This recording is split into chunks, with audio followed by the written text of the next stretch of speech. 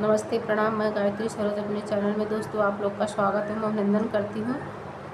आप लोगों के बीच एक प्यारा सा देवी गीत प्रस्तुत करने जा रहे हैं। जैसे कैसा लगा कमेंट करके ज़रूर बताइएगा दोस्तों, जो गलती हो क्षमा करिएगा।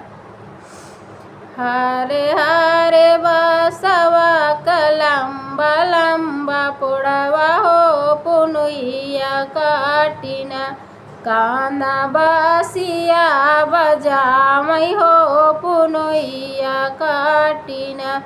हरे हरे बसवा कलम्बा लम्बा पुड़वा हो पुनुइया काटिना, कान्हा बासिया भजावई हो पुनुइया काटिना।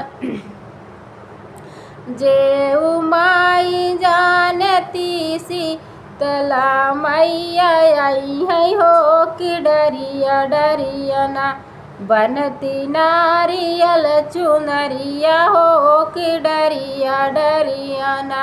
जेऊ माई जानती मैया मोरी यही राहे आई है हो कि डरिया डरियना, बनती नारियल चुनरिया हो कि डरिया डरियना।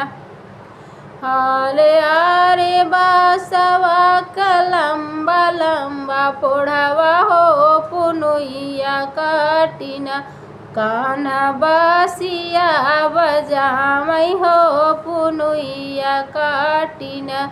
जेऊ माई जानती कड़े की मैया आई है हो कि डरिया डरियना, बनती नारियल चुनरिया हो कि डरिया डरियना। जेऊ माई जानती मैया मोर यही राहे आई है हो कि डरिया डरियना, बनती नारियल चुनरिया हो कि डरिया डरियना।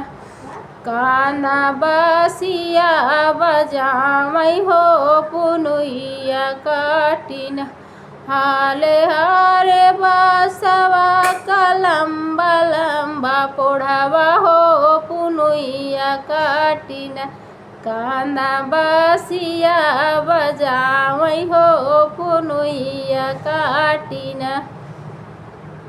जेऊ माई जानती विंध्या जल की मैया आई है हो कि यही राहेना, बनती नारियल चुनरिया हो कि डरिया डरियना। जेऊ माई जानती विंध्या जल की मैया ही राहे आई है हो कि डरिया डरियना, बनती नारियल चुनरिया हो कि डरिया डरियना। हारे हारे बासवा कलम्बा लम्बा पुढ़वा हो पुनुइया काटिना, कान्हा बासिया बजामई हो पुनुइया काटिना। जेऊ माई जानती चौहर जनमैया आई है हो कि यही राहेना, बनती नारियल चुनरिया हो कि डरिया डरियना। हारे हारे बासवा कलम्बा लम्बा पुढ़वा हो पुनुइया काटिना, कान्हा बासिया बजावई हो पुनुइया काटिना।